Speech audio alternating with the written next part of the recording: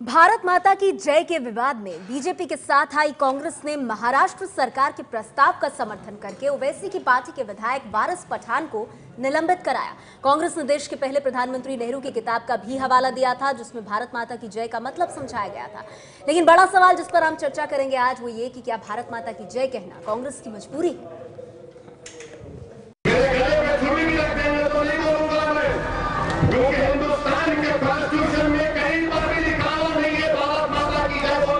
नहीं बोलेंगे भारत माता की जय, और भारत माता की जय बोलने से हमको हमारी पेट्रोलिज्म प्रूव नहीं करनी है। एक मताने ठराव सहमत झाला।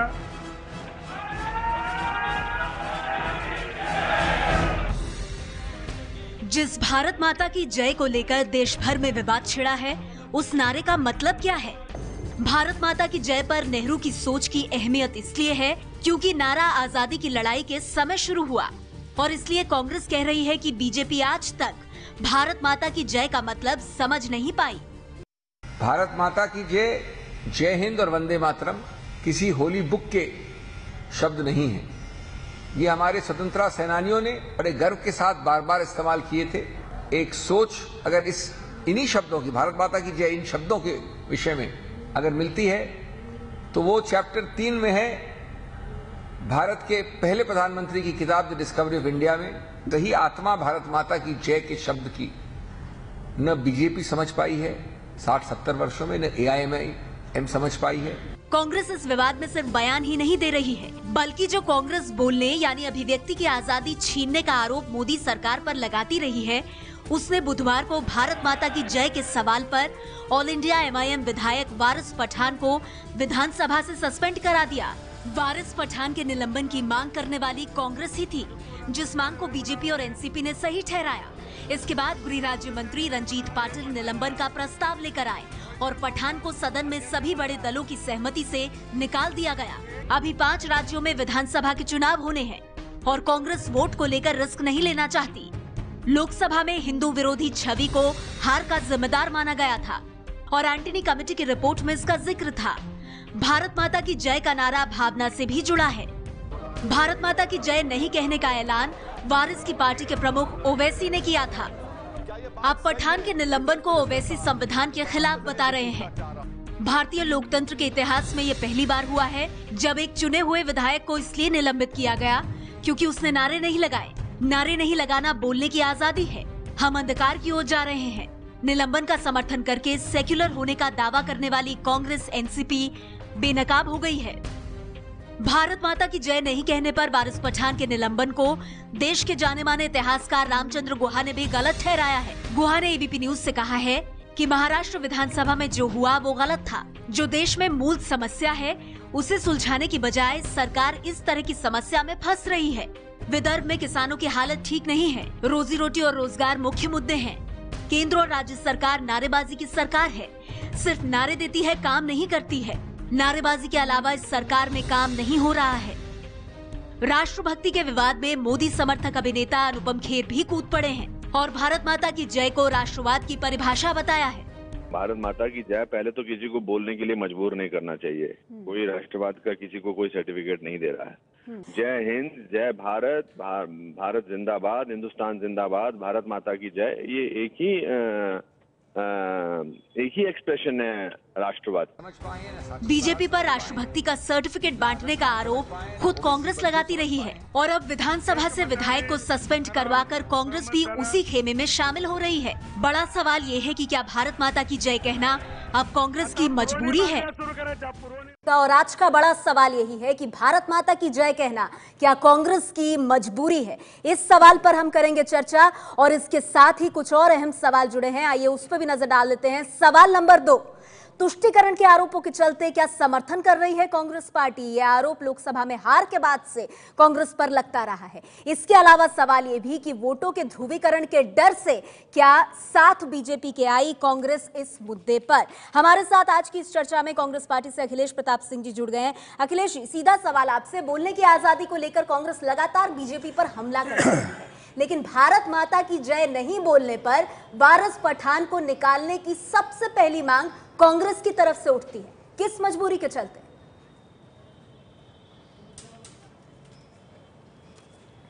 नेहा, हमारा आपसे अनुरोध है कि बीजेपी आरएसएस तो ऐतिहासिक तथ्यों को तोड़ती है, कम से कम आप उसमें न शामिल हों।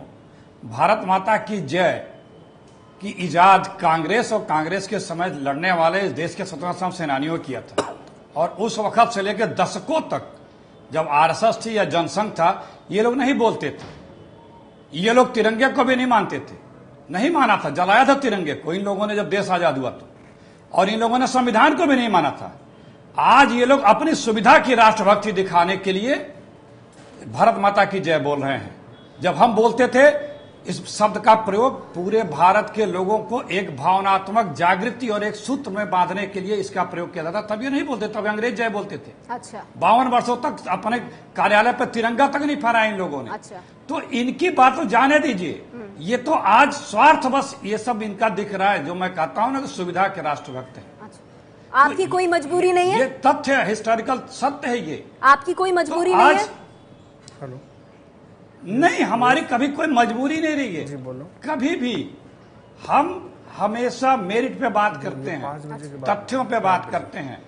राजनीतिक काम यदि करते हैं, चुनाव लड़ते हैं, तो अपने नीतियों, कार्यक्रमों, अपने उपलब्धियों और भावी कार्यक्रमों के आधार पर बात। ठीक है, आप कह रहे हैं गांधी नेहरू का दिया नारा, हम तो उसी विरासत को आगे बढ़ा रहे हैं। ठीक है अखिलेश जी, आपने अपनी बात रखी। देखिए मेरे साथ यहाँ पर वारिस पठान मौजूद है, ऑल इंडिया MIM के विधायक, जिनको महाराष्ट्र की सियासत के तमाम बड़े दलों ने मिल करके महाराष्ट्र विधानसभा से निकाला, क्योंकि वारिस पठान साहब आप भारत माता की जय नहीं बोल रहे थे। मुझे ये बताइए, क्यों आपके निलंबन के बाद ओवैसी ये कह रहे हैं कि कांग्रेस पार्टी का सेक्युलरिज्म का नकाब उतर गया है, जबकि कांग्रेस कह रही है हमारे जो आदर्श हैं हम तो उसी पर चल रहे हैं। आप क्यों आरोप लगा रहे हैं कांग्रेस पर?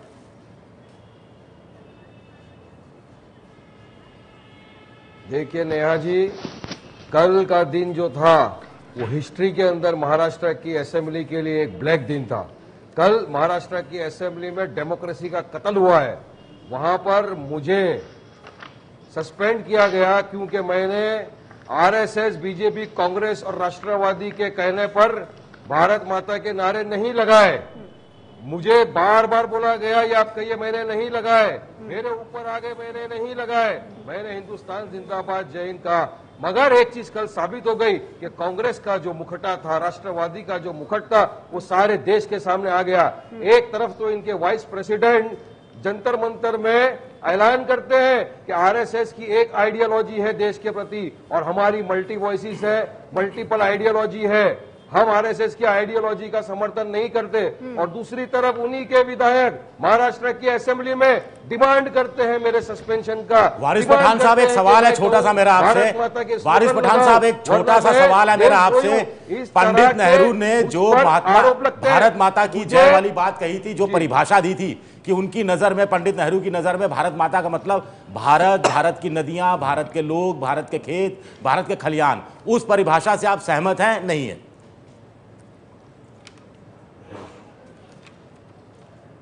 देखिए बिल्कुल, अगर आप समझो मेरी बात को, मैं हिंदुस्तान जिंदाबाद बोलता हूं उसका मतलब क्या है, मैं जय हिंद बोलता हूं उसका मतलब क्या है। तो मगर अगर भारत माता की जय भी वही बात हुई ना, मिलके मुझे कहेंगे कि आपको ये बोलना ही पड़ेगा अगर देश में रहना है, तो साहब मैं नहीं कहूंगा, क्योंकि कहीं भी संविधान में ये नहीं लिखा है कि मुझे ये नारे लगाने हैं। अगर मैं नहीं लगाता हूं तो क्या मैं देशद्रोही होता हूं? नहीं, संविधान में जिन नारों की आप बात कर रहे हैं वो भी नहीं लिखा है। अगर उन नारों को आप लगा सकते हैं तो फिर इस नारे को लगाने में क्या दिक्कत है? कौन सी सियासत यहाँ चल रही है वारिस पठान साहब, उस पर मैं आऊंगी, लेकिन आप एक तीर से कई निशाने कर रहे हैं। आप बीजेपी को भी निशाने पर ले रहे हैं, एक मिनट मैम, और आप कांग्रेस को भी निशाने पर ले रहे हैं। मेरे साथ यहाँ और खास मेहमान मौजूद हैं। प्रोफेसर रागी, मैं आपसे जानना चाहूंगी, कांग्रेस पार्टी ये कह रही है कि हमने किस मजबूरी के चलते काम किया है, बताइए। ये नारा कहां से निकला? नेहरू गांधी का नारा था, नेहरू ने अपनी किताब में इसका जिक्र करके मायने समझाए हैं। ये तो आरएसएस है, बीजेपी है, जो आज तक भारत माता की जय की आत्मा नहीं समझ पाई। आप लोग समझ ही नहीं पाए इस नारे का मतलब क्या है।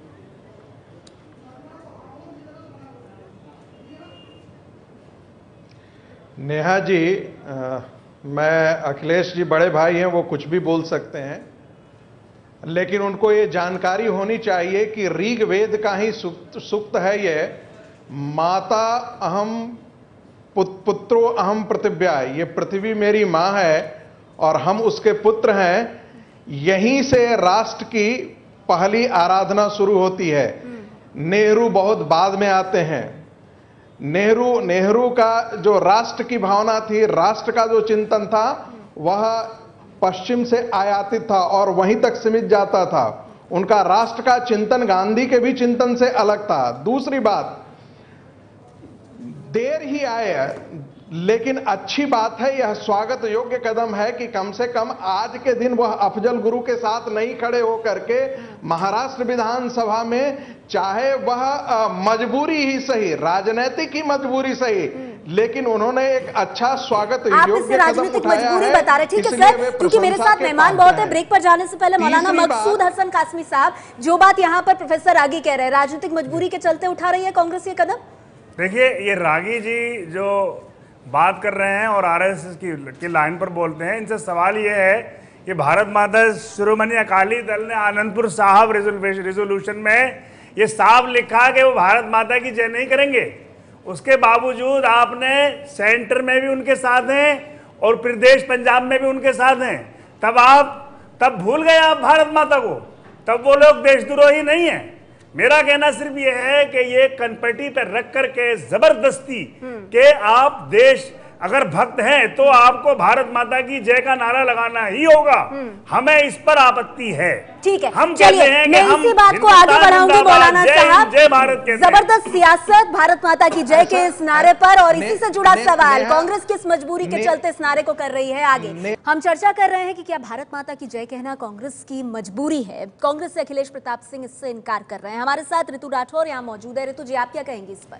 मैं इस विषय पे सिर्फ ये कहना चाहूंगी कि जो 2014 का मैंडेट मिला था, उस मैंडेट ने एक बात तो तय कर दी थी कांग्रेस को कि उनका जो एक एंटी हिंदू स्टैंड रहा है, उसका उनको एक बहुत बड़ा पे करना पड़ा 2014 के मैंडेट के अंदर। अच्छा। उसके बाद आप उनकी आगे देखिए कि जेएनयू जैसे यूनिवर्सिटी में, जो कि जवाहरलाल नेहरू यूनिवर्सिटी के नाम से प्रसिद्ध है, और आज जिनकी वो विषय, जिनका वो एक नाम ले रहे हैं कि उन्होंने भारत माता की जय को प्रेजेंट किया, वहीं पर जो लोग भारत के टुकड़े टुकड़े होने के ऊपर नारा देते हैं, उन्होंने उनको जाके सपोर्ट किया। सलमान खुर्शीद साहब वहां पर जाकर फ्रीडम ऑफ एक्सप्रेशन की बात करते हैं, और आज वो पार्लियामेंट के अंदर आकर उसी निलंबित करते हैं अपने एमएलए को भारत माता की जय छवि बदलने की कोशिश, छवि बदलने की कोशिश, ये आप कह रहे हैं। Taslim, from anti Hindu to anti national, ये एक बहुत ही खतरनाक बात कांग्रेस के लिए। ठीक है, मैं उस पर अखिलेश जी का जवाब लूंगी, लेकिन मैं बाकी मेहमानों से बात करूं। तस्लीम रहमानी साहब मेरे साथ मौजूद है। तस्लीम साहब, मैं आपसे जानना चाहूंगी, क्या वाकई में लोकसभा चुनाव के बाद जो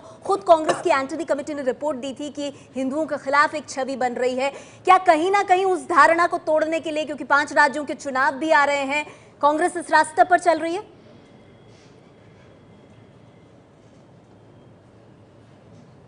देखिए, मैं 1.5 मिनट के अंदर अपनी बात पूरी कर लूंगा। पहली बात तो यह कि देश में बहुत बड़े बड़े अहम मुद्दे मौजूद हैं जिनकी तरफ तवज्जो होनी चाहिए। ये भारत माता की जय और इस किस्म के नारों का मुद्दा 1947 से 1950 के बीच में सेटल हो चुका था, और इस वक्त उन मुद्दों से राष्ट्रीयता को तय करने की और राष्ट्र भावना क्या है, सब चीजें पहले तय हो चुकी थी। ये गड़े मुर्दे जो अब इस वक्त उखाड़े जा रहे हैं, इसका मतलब इसके सिवा कुछ नहीं है कि हुकूमत अपनी नाकामियों को छुपाने के लिए इस किस्म के मुद्दे उठा रही है। दूसरी बात, कांग्रेस के अखिलेश जी यहाँ बैठे हैं, मैं पूछना चाहता हूँ, नेहरू और गांधी जी से आप भारत माता की जय को जोड़ रहे हैं, यानी आप कहना चाहते हैं कि हुकूमत और ओवैसी के बीच में कोई साठगांठ है? और हकीम अजमल खान ने भी भारत माता की जय का नारा लगाया था, और अगर नहीं लगाया था तो क्या आप उनको भी देशद्रोही मानते हैं, वारिस पठान की तरह? क्या बात करते हैं? तीसरी चीज ये कि जो आप कह रहे हैं कि आप तथ्यों की बात करते हैं, आप हमेशा तुष्टीकरण की, बीजेपी हिंदू तुष्टीकरण की पॉलिटिक्स करती रही है, और आप मौके मौके से कभी हिंदू तुष्टीकरण और कभी मुस्लिम तुष्टीकरण की बात करते हैं। ये बड़ा सवाल आपका और एक आरोप भी कांग्रेस पार्टी पर। तो अखिलेश जी, मैं आपसे इस बारे में जवाब लूंगी। मुस्लिम तुष्टीकरण और वक्त देख के हिंदुओं की तरफ झुकाव, क्या ये कांग्रेस पार्टी की नीति रही है? हम चर्चा कर रहे हैं कि क्या कांग्रेस को भारत माता की याद आ गई, लेकिन चर्चा आगे बढ़ाएं उससे पहले आपको बता दें, दरअसल सूफी फोरम जो कि आज से शुरू होने वाला है, उसमें शामिल होने आए इस्लाम के बड़े जानकार और एक जमाने में पाकिस्तान में नवाज शरीफ सरकार को हिलाने वाले ताहिर उल कादरी ने कहा है कि अपनी मातृभूमि का जयकारा लगाने में किसी को कोई दिक्कत नहीं होनी चाहिए। वतन की सरजमीन को मां का दर्जा देना, वतन की सरजमीन से मोहब्बत करना, वतन की सरजमीन से प्यार करना वतन की सरजमीन के लिए जान भी दे देना, ये हरगिज इस्लाम के खिलाफ नहीं है, ऐन इस्लाम की तालीमात में दाखिल है। हुजूर इस्लाम ने इसकी तालीमात दी हैं। जो शख्स वतन से मोहब्बत करने के खिलाफ बात करता है, इसको इस्लाम के खिलाफ समझता है। तो जो बात ताहिरुल कादरी साहब ने कही है उस पर मैं हमारे साथ जो मुस्लिम एक्सपर्ट हैं और मौलाना साहब उनकी प्रतिक्रिया लूंगी, लेकिन उससे पहले मेरे साथ विजय शंकर तिवारी जी मौजूद हैं वीएचपी से। विजय शंकर तिवारी जी, मैं आपसे जानना चाहूंगी, आखिरकार कांग्रेस को क्या भारत माता की याद आ गई? मतलब जिस मुद्दे पर आप बीजेपी पर निशाना साधते नहीं थकते थे, आज वही भारत माता की जय ना बोलने पर निलंबन का पहला जो मांग है वो आप ही की तरफ से आती है। देखो नेहा, वास्तव में जो भारत माता की जय का शब्द का जो विवाद खड़ा कर दिया गया है, इसका कोई विवाद होने ही नहीं चाहिए था। अच्छा। ये देश के हर नागरिक को बोलने का अधिकार है और कर्तव्य भी है। अभी हम चर्चा कर रहे थे, अभी अखिलेश प्रताप जी कह रहे थे कि ये जवाहरलाल नेहरू जी ने किया। हम कहते हैं चंद्रशेखर आज़ाद और भगत सिंह, राजगुरु, अशफाकुल्ला खां, ये जो अपने कनपट्टी में गोली मार ली, जो लटक गए फांसी पर, वो आखिर भारत माता की जय कहते कहते लटक गए। जो एक सवाल एक उठ रहा है कि वो ये कह रहे हैं कि साहब मैं हिंदुस्तान की जय बोलूंगा, मैं जय हिंद बोलूंगा, लेकिन मैं भारत माता की मैं वही कह रहा हूँ विजय जी, वही फर्क क्या देखते? नहीं विजय जी, वही आ रहा हूँ। मैं ये कह रहा हूँ कि सीमाओं पर जो सेना, वो कहते हैं कि संघ कहती है इसलिए नहीं कहेंगे, एक विषय ये भी उनका है। सेनाओं पर जो सीमाओं पर सेनाएं हमारी भारत माता की जय कहते हुए गोली खा लेती हैं, वो क्या संघ के कहने पर भारत माता की जय बोलती हैं? वारिस पठान साहब जवाब दीजिए इसका। ये साहब आपने सही बात कहा। जब सरहद पर कारगिल की लड़ाई में लड़ते हुए मुसलमान सैनिकों ने अपनी जान दे दी, शहीद हो गए, तो उनके मुंह पे नाम था अल्लाहू अकबर और भी। मैंने अशफाकुल्लाह का नाम लिया, अब्दुल हमीद का नाम लेते हैं हम। अरे हम हिंदुस्तान जिंदाबाद। वारिस पठान साहब, यहाँ मुस्लिम और हिंदू की कोई बात नहीं हो रही है। जो सरहद पर लड़ता है उसको कोई बात नहीं हो रही है। हम केवल भारत माता की जय की बात कर रहे हैं। साहब यहाँ से आवाज उठ रही है, आप इसे हिंदू मुस्लिम क्यों बना रहे हैं? लेजिस्लेटिव असेंबली का एजेंडा आपका अलग है। वारिस पठान साहब यहाँ से आवाज उठ रही है, आप इसे हिंदू मुस्लिम क्यों बना रहे हैं? और क्या ये सिर्फ भारत माता तक सीमित नहीं होना चाहिए, आपकी मदरलैंड तक, बस उससे ऊपर और कुछ नहीं? इसके पीछे कोई राजनीति है या कोई राजनीति? आती हूँ मौलाना साहब, एक मिनट। पठान साहब, ये इस देश से जितनी मोहब्बत इन लोगों को नहीं है, उससे ज्यादा मोहब्बत मुझे है। ये देश प्रेम मेरे में बसा हुआ है। इस देश पे कभी आपत्ति आई तो वारिस पठान सबसे पहला खड़ा होगा, ये लोग नहीं आएंगे। मुझे बताइए कि कोई एक आरएसएस का लीडर जो आजादी के वक्त खड़ा हुआ था? कोई नहीं खड़ा हुआ था साहब। लेकिन हमारे लोगों की जान गई है, तब आज देश आजाद हुआ है। और हम तो वो लोग हैं जिन्होंने जिन्ना की टू नेशन थियोरी को ठुकराया है, इसलिए आज आपके चैनल के सामने बैठ के हम छाती ठोक के तो अखिलेश जी, आप लोग कह रहे हैं, अखिलेश जी, भाई चॉइस भी है। अखिलेश जी, सवाल ये उठ रहा है, जो बात यहाँ पर तस्लीम साहब ने भी उठाई, मुस्लिम तुष्टीकरण के आरोप के चलते आपको भारत माता की याद आई। आपकी सरकार 5 राज्यों में चुनाव है, लोगों ने देख लिया। अखिलेश जी, वारिस पठान जी भी कह रहे हैं कि आपकी पार्टी का असली चेहरा लोगों ने देखा है। ठीक है वारिस पठान जी, अब जरा अखिलेश जी को अपनी बात रखने देते हैं। कई सवाल उठ रहे हैं। जी अखिलेश जी बोलिए। उनको निलंबित नहीं किया जाता, आपके जो नेता जेलों में जाते हैं उनको निलंबित। ठीक है पठान साहब, हो गया सर, आपने अपनी बात रख दी, अब सुनने की भी थोड़ा सा मात्रा रखना चाहिए। अखिलेश जी अपनी बात रखेंगे। जी अखिलेश जी, बहुत सारे सवाल, आपका जवाब। आप बोलने तो दो मेरे को। नेहा, मैंने पहले कहा कि बीजेपी आरएसएस को इतिहास तोड़ने दो, आप मत तोड़ो। मैंने कहा कि इस देश का हर आदमी जो अखिलेश जी राजनीति क्यों कर रहे हैं आप? हमने तो सीधे सीधे स्वागत किया आपका, फिर आरएसएस और संघ ले आए बीच में। उसमें प्लीज खामोश रहें, अभी बता रहा हूँ। ये गलत बात है ना। हम आपको घसीटना शुरू कर देंगे, आपको जवाहरलाल नेहरू यूनिवर्सिटी ले जाएंगे, हैदराबाद ले जाएंगे, इसके बाद ले जाएंगे। वो जवाब दे रहे हैं, वो जवाब दे रहे हैं। पीड़ित हो रहे हैं, ठीक है बोलिए अखिलेश। जो सीधा आरोप लगाया मुस्लिम तुष्टीकरण के आरोप के चलते आप लोगों को भारत माता की याद आई, इस पर क्या जवाब है आपका अखिलेश? मैं दे रहा हूं, अरे मैं दे रहा हूं जवाब। हमें तुष्टीकरण नहीं है, ये दोनों लोग एक दूसरे के तुष्टीकरण करते हैं। और ये 1 लाख नाम गिना दे, उसमें एक भी आरएसएस या जनसंघ का आदमी नहीं होगा, एक भी नहीं होगा। मैं आपको एक लाइन पढ़ के सुना दो, 3 लाइन है, जरा मुझे पढ़ लेने दीजिएगा, आपको बड़ी स्थितियां साफ हो जाएंगी। आरएसएस का अंग्रेज प्रेम और भारत से नफरत की एक लाइन पढ़ के बताता हूँ। इनके सर संचालक का कहा हुआ है, सुनिएगा।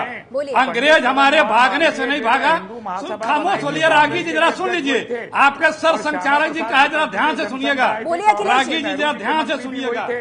अंग्रेज हमारे भागने से नहीं भागा, सकते दूसरे महायुद्ध के पश्चात उसकी जो हानि हुई थी, जिस प्रकार की जागृत परिस्थितियां उत्पन्न हुई थी और स्वयं का घर संभालने की आवश्यकता से उसने अपना नियंत्रण छोड़ा, उस समय किसी ने प्रवेश करने का साहस नहीं किया। क्या बोल रहे हैं? इसलिए अपने को स्वतंत्रता प्राप्त हुई, परंतु यहाँ जो पर की शक्तियां विद्यमान थी उन्होंने परिस्थिति का अखिलेश जी, आपकी बात से कोई इत्तेफाक नहीं रख रहा है इधर, कोई इत्तेफाक नहीं रख रहा है। कर अपने ये भाव है आरएसएस प्रमुख के हमारे स्वतंत्रता संग्राम प्रोफेसर रागी इनकार कर रहे हैं। क्यों प्रोफेसर रागी साहब, जो अखिलेश जी कह रहे हैं उससे आप इनकार कर रहे हैं, असहमति जता रहे हैं। से बोल रहे हैं जब जवाहरलाल नेहरू जी ने पुस्तक नहीं लिखी थी तब से हम भारत माता की जय बोल रहे हैं। हमारी प्रार्थना में अंत का वाक्य है भारत माता की जय। ये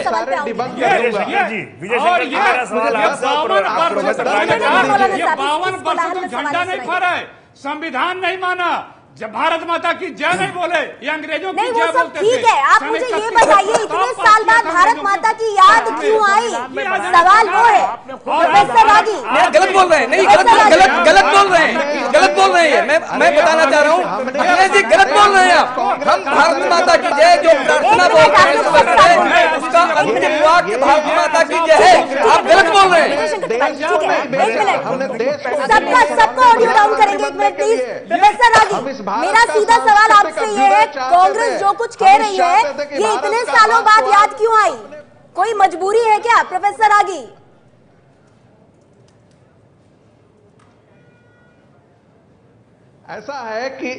ऐसा है नेहा जी कि कांग्रेस की एक गति है, सांप छुछुंदर गति भाई केरी।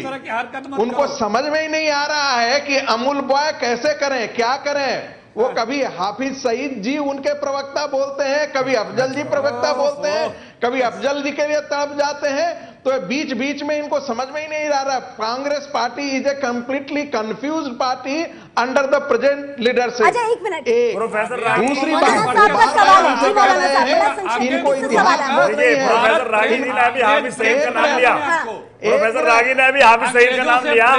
आपकी पार्टी का आरएसएस का एक आदमी डॉक्टर वैद प्रताप वैदिक हाफिज सईद के यहाँ खाना खा करके आए और मिल करके आए, तब आप नहीं, मैं इनकी जवाब करूंगा। मैं पूछ रहा हूँ कि आरएसएस जो 54 साल तक देश में देश का तिरंगा नहीं लहराया, जब देश का तिरंगा पहली बार आजादी हासिल करने के बाद जब कॉन्स्टिट्यूशन में लिखा हुआ था, कॉन्स्टिट्यूशन में क्या बात कर रहे हैं आप? जब देश का तिरंगा पहली बार लहराया तो आरएसएस ने उस तिरंगे की इज्जत करने से मना कर दिया था। 55 साल तक आप तिरंगा नहीं ले रहा था, आपको हक नहीं है, आपको हक नहीं है किसी से जबरदस्ती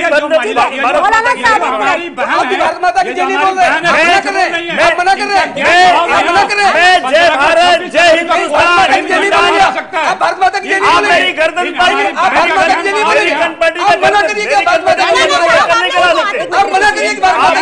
आप उससे जबरदस्ती नहीं करा सकते, आप उससे जबरदस्ती नहीं करा सकते। ये बताइए कि जय हिंद कहने में क्या खराब है? बिल्कुल कोई खराबी नहीं, लेकिन आप कहते रहिए मैं जय हिंद कह रहा हूँ, मैं जय हिंदुस्तान कह रहा हूँ, बड़ा आसान है। चलो हम आइए मिलकर वतन पर जाएंगे, बड़ा आशा है बंद कमरों में वंदे मातरम कहना। आप जुबानी कीजिए विजय, मैं आपसे जरा जानना चाहूंगी, सियासत तो सभी कर रहे हैं, लेकिन कांग्रेस पार्टी को आज याद क्यों आ रही है भारत माँ की? मौलाना साहब हो गया सर, बाकी लोग भी बात करेंगे ना। इतिहास पता नहीं है। विजय शंकर जी माफ कीजिए सर, ऐसे नहीं हो सकती बहस। बंद कर देता हूँ। विजय जाते जाते मैं आपसे एक टिप्पणी लेना चाहूंगी, कांग्रेस को क्यों याद आ रही है इतने सालों बाद भारत माता की? ये सवाल तो उठेगा ना? नहीं, बिल्कुल स्वाभाविक है। और दूसरी बात है कि 2014 के जो लोकसभा चुनाव में हार के बाद जो एक एंटनी कमेटी की रिपोर्ट आई थी उसमें भी ये कहा गया था कि कांग्रेस हमेशा एक सॉफ्ट हिंदुत्व की लाइन लेती रही थी, लेकिन कांग्रेस उस लाइन से हटी और उसकी एक छवि मुस्लिम तुष्टीकरण और अत्यधिक मुस्लिम तुष्टीकरण की तरफ गई। और अब उनके साथ दिक्कत यह है कि ओवैसी जैसे लोग ये बात करते हैं तो उससे मुसलमान बेशक ओवैसी के पास जाएं या ना जाएं इसकी कोई गारंटी नहीं, लेकिन जो दूसरा बड़ा जो बहुसंख्यक ग्रुप है वो जरूर ध्रुवीकरण उसका भाजपा या इस तरह की पार्टियों के साथ होने का जी आशंका कांग्रेस को सताती है और इसमें से वो अपनी उस पॉलिटिकल स्पेस को फिर से प्राप्त करने की कोशिश कर रही है। चलिए, बहुत अहम बात आप कह रहे हैं विजय। इस पर मैं वारिस पठान और अखिलेश दोनों की प्रतिक्रिया लूंगी। चर्चा के हम आखिरी चरण में, इसीलिए बहुत संक्षेप में वारिस पठान साहब, ये भी कांग्रेस कह रही है कि ये तो आपकी सोची समझी एक तरीका आपका होता है, आप कोई बयान देते हैं, ध्रुवीकरण होता है, वोटों का फायदा बीजेपी को जाता है।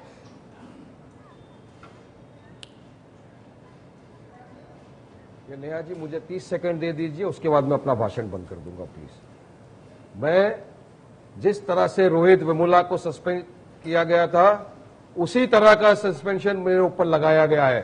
ये कांग्रेस वाले जब रोहित वेमुला के लिए बात कर रहे थे तो यहां पर आकर दोहरी मुई बातें क्या करने की जरूरत पड़ी इनको। आज देश ने देख लिया कि बीजेपी की बी टीम है ये कांग्रेस। इन्होंने क्यों ऑब्जेक्शन नहीं उठाया दूसरों के ऊपर जो 70-70 हजार करोड़ के स्कैम करके बैठे राष्ट्रवादी के, उनको निलंबित क्यों नहीं किया गया?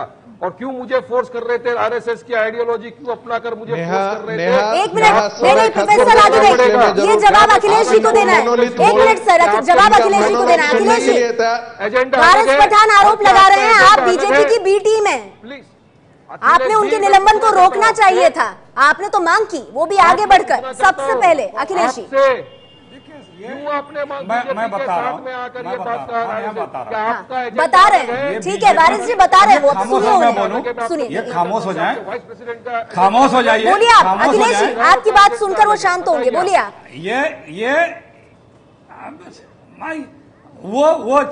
ये खुद बीजेपी की बी टीम है, सबको पता है कि मोदी जी और सांसद साहब एक दूसरे कहां किसने चुनाव लड़ाने भेजा, किसको फायदा पहुंचा, तो सबको पता है। मैंने आपसे कहा मैंने आपसे पहले भी कहा कि चाहे मातृभूमि हो, चाहे देवभूमि हो, चाहे देवता हो और चाहे राष्ट्र हो, बीजेपी सिर्फ इनका नाम बीजेपी के तिजारत के लिए लेती है, वोटों के लिए इनसे कोई प्रेम नहीं है। मैंने आपको एक सरसंचालक का एक बयान पढ़ के सुनाया जा सकता है। चलिए ठीक है, तस्लीम जी कह रहे हैं कांग्रेस तो आरएसएस और बीजेपी की जन्मदाता है। देखिए, ये एक ऐसा मुद्दा है जिस पर कई बातों से कई सवाल निकलते हैं। मजबूरी है मेरी, मेरे पास वक्त खत्म हो गया है। बहुत बहुत शुक्रिया आप सभी मेहमानों का हमारे साथ आज की इस चर्चा में जुड़ने के लिए। सवाल बना रहेगा कि आखिर इतने वक्त बाद भारत माता की क्या याद आ गई कांग्रेस पार्टी को।